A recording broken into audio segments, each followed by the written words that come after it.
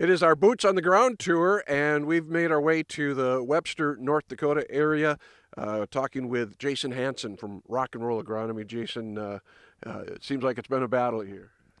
Yeah, I think the calendar forgot a month or something because it feels like we should be May 4th and not June 4th, but we're going pretty hot and heavy right now. We finally had a couple days a good stretch of weather, but it's been tough.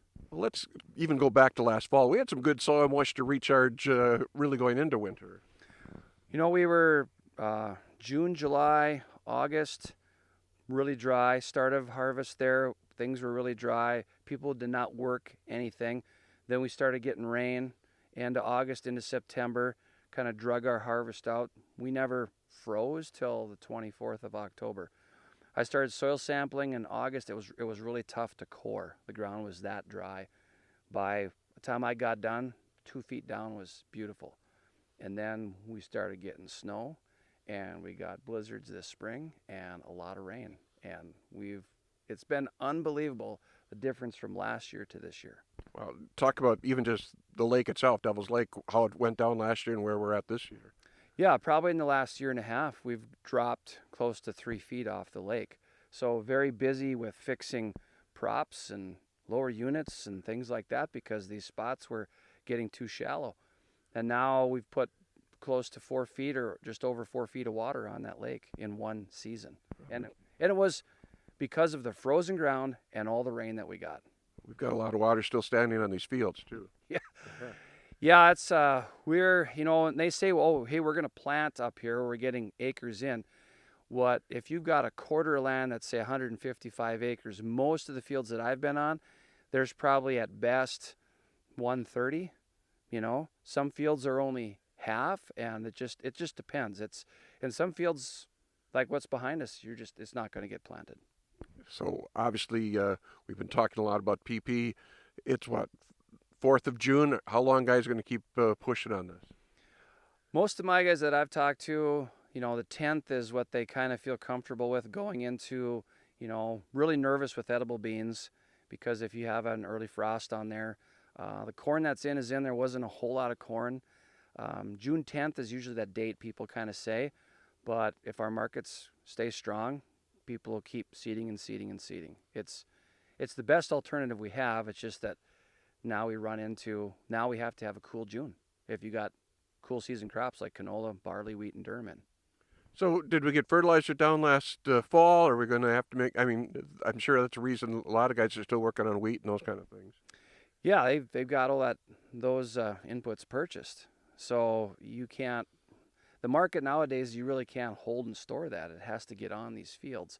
So people are trying to do that to get things where they can get their crop in the ground. So yeah, it's kind of things have changed and move around, and the plans have been. There's some guys. It's just crazy what's happened. It had to happen, but hey, you got to give them credit. They're after it. They want to get a crop in the ground, and they're doing the best they can. And some of the stuff and the conditions we've got, it's not good. But what do you do?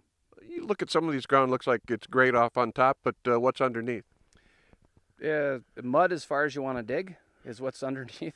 So you'll see guys out here going, and there's dust flying. We got it over here.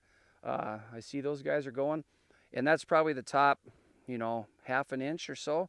And then underneath, it's just extremely still cold soil. We haven't had that any days up here over 70 degrees. So that's why we're still in this boat. If we'd have been stringing some 75-degree days and some of that wind, it'd be a different story. But that's just not been the case. So plants have obviously had to be adjusted as we've gone through the spring season. Yeah, corn acres dropped off considerably.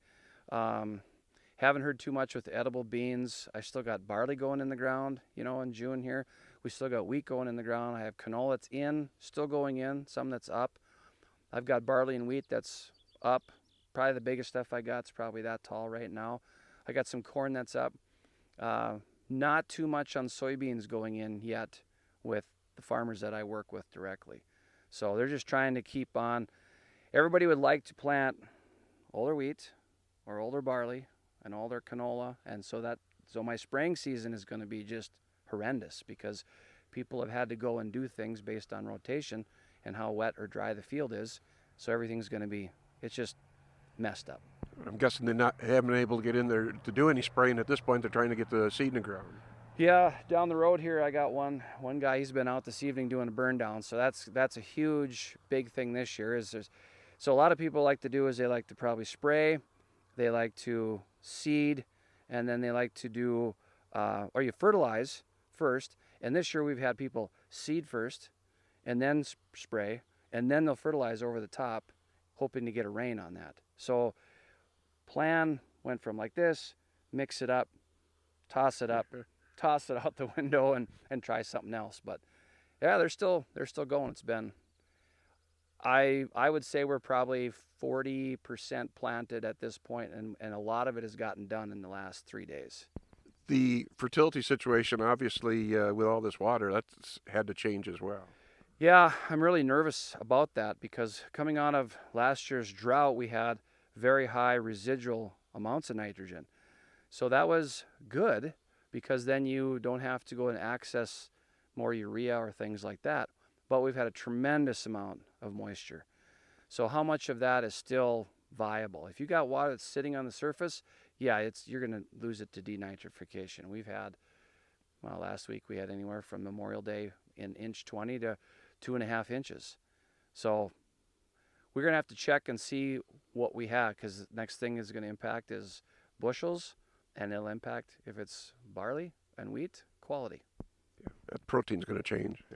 Yeah, and every crop that's nitrogen using it's going to be pretty critical.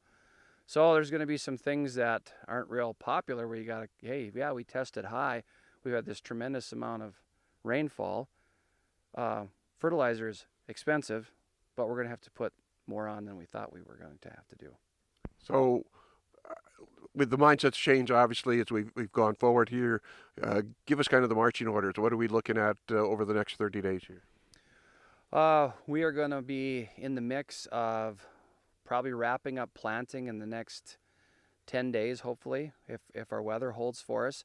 We'll have spraying that's going to be starting on some stuff. We're going to have plans we're going to have to come up with. What are we going to do with these acres that never did get seeded? Or do you know someone who can take some sorghum or millet or whatever? Are we going to plant cover crops on those? Are we going to keep it clean with herbicide? Are we going to work it? So there'll be some of those decisions to make. So it's not going to be this nice, smooth transition through the year. Generally around the 4th of July, as we do a lot of, if we have moisture, head scab spraying for wheat. That's not going to happen this year. We're going to be pushed later into the season. So it'll be all after that. It's going to be see what the weather does for us for June. Yeah. Harvesting's going to be a whole lot different schedule too. Yeah. Well, if we have a cool June is what the problem with seeding into wet ground is that a lot of it isn't fit. So then you need a rain to kind of straighten some things out, which is what got us in trouble in the first place. But what do you do? So me and my son were out riding fields today, prescribing some stuff for burn down and just coming up with a plan. So you got to be, usually you can be maybe in a normal year, three days ahead of doing all stuff. This year it seems like got to be about a week ahead of time. So you can get everything placed and put where you need it to be and how things are going to run logistically. You got a busy season ahead. It hasn't started. I mean, last year we had frost on the 26th of May. So we were checking canola. We were spraying flea beetles at this time. We had canola that was up this high already, We had wheat that was already sprayed. But last year, a biggest thing we did was we were just checking fields. Did this wheat germ and die? The stands were so poor. I had wheat that was seeded 5 inches deep. I got wheat stuff this year. It's seeded that deep, Just two totally different years, that's the best part of this job, I guess, is that it's never the same, but crazy, wild. No doubt about it. Jason Hanson with us from Rock and Roll Agronomy. You can maybe take a pan off and take a look at the shot behind us of the wet fields we've got here, Marcus. It's certainly a different situation we're looking at. We are keeping you up to date on what's happening with the fields, crop progress across the region. This is the Boots on the Ground tour here on the Red River Farm Network.